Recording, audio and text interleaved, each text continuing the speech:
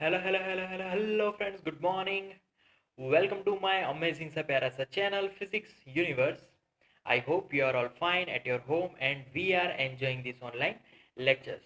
So guys, today's our topic is damp vibrations. Earlier we discussed about natural vibrations. तो damp vibrations कैसे?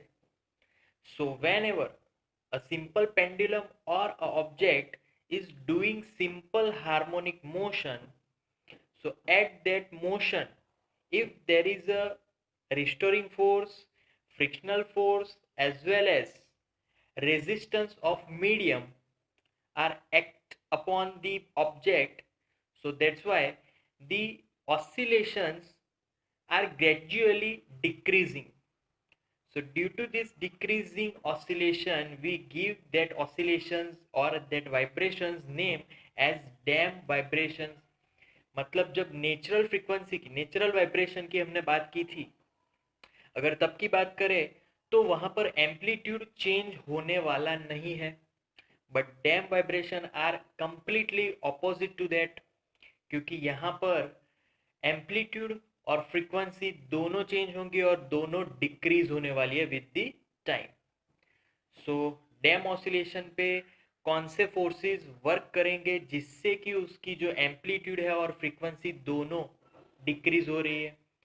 सो पहले तो frictional force और दूसरा है रेजिस्टेंस ऑफ द मीडियम. कोई भी मीडियम होगा, एयर मीडियम होगा, तो भी उस पर रेजिस्टेंस फोर्स लगेगा. और either we just put that object or simple pendulum inside water medium, then also resistive force will be exerted on that object, on that vibrations. तो यहाँ पर अगर हम लोग एक सिंपल पेंडुलम की बात कर ले, तो सिंपल पेंडुलम को हम जो ऑसिलेट करवाने वाले कहाँ पर करवाएंगे? In air medium. धीरे धीरे वो ऑसिलेशन करना स्टार्ट हो जाएगा, तो वहां पर रेजिस्टिव फोर्स के कारण वो ऑसिलेशन करेगा. तो oscillation is due to resistive force, मतलब sorry, oscillation is due to restoring force which is always downward direction, क्योंकि अर्थ की ग्रेविटी है, इसीलिए वहां पर रिस्टोरिंग फोर्स हो रहा है. तो वो जो रिस्टोरिंग फोर्स है उसको अपोज कौन कर रहा है? तो उसको अपोज करने वाले दो फोर्स है, एक तो frictional force and second one is air medium resistance. So frictional force और एयर मीडियम रेजिस्टेंस की बात करें तो वो फ्रिक्शनल फोर्स कहाँ से आया?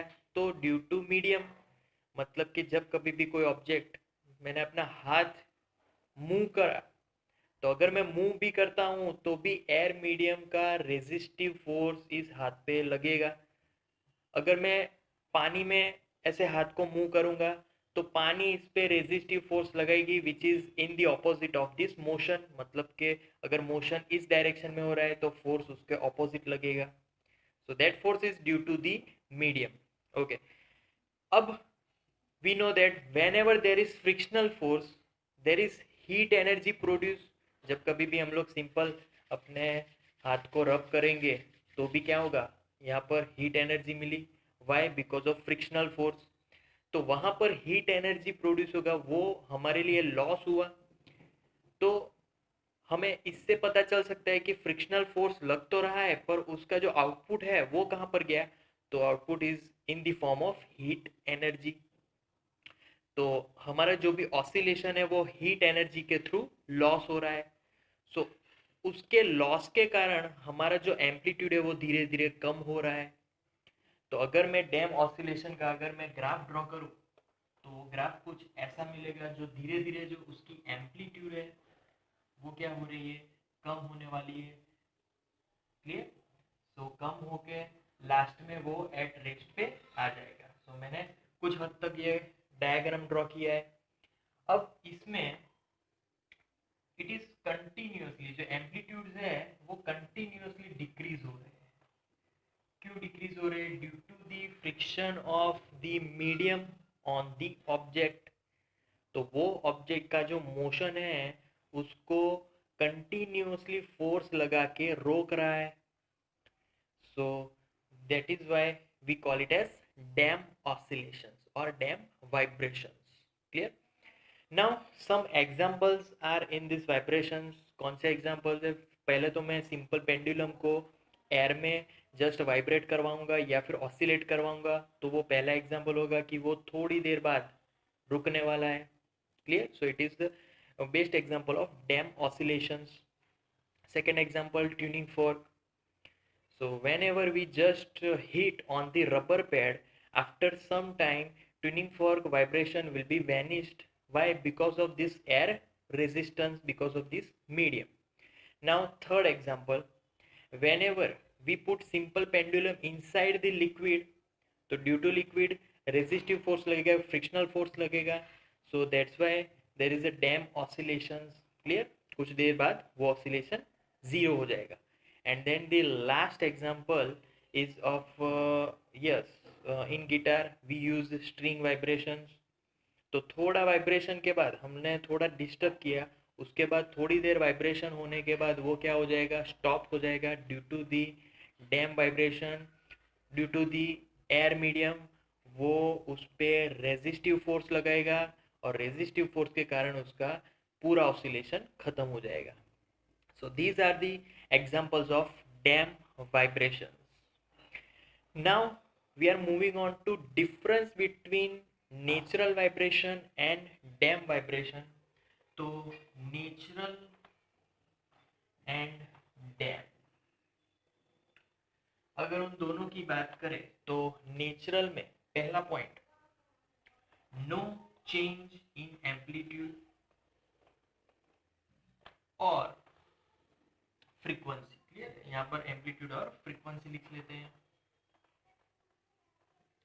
यहाँ पर यस, चेंज इन, चेंज मतलब कैसा change? Decrease in amplitude and frequency. Clear? So change in amplitude and frequency. Okay, ये this is the first point.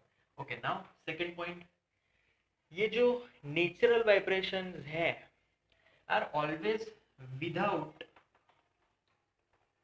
medium. कोई मीडियम नहीं होना चाहिए. अगर मीडियम होगा तो नेचुरल वाइब्रेशंस नहीं मिलेंगे. और it is always with medium. Clear? Okay. Then natural vibrations में कौन से ले सकते हैं नेचुरल वाइब्रेशन? तो नेचुरल वाइब्रेशन में वी नो दैट कि यहाँ पर जो विथ टाइम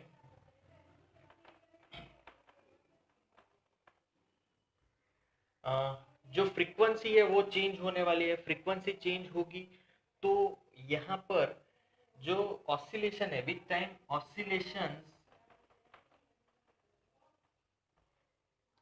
कंटिन्यूअस, मतलब कि कंटिन्यूअस ऑसिलेशन होने वाला है. यहाँ पर विथ टाइम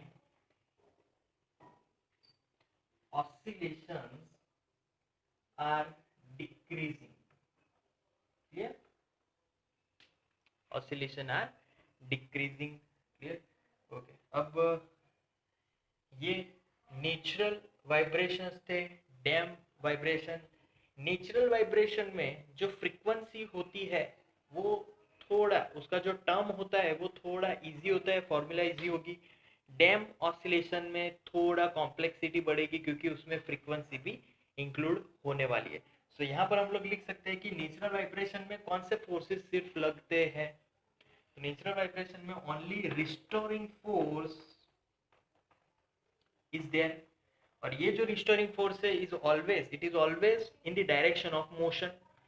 तो रिस्टोरिंग फोर्स की वजह से नेचुरल वाइब्रेशन होते हैं. और यहाँ पर कितने फोर्स लग रहे हैं? पहले तो रिस्टोरिंग फोर्स लग रहा है, दूसरा जो फोर्स है वो फ्रिक्शनल फोर्स है. और ये जो फ्रिक्शनल फोर्स है it is as a resistive force. So frictional as a resistive. Clear? So that is the difference between natural vibration and damp vibration. So that's it for today guys. That's our topic, damp vibration.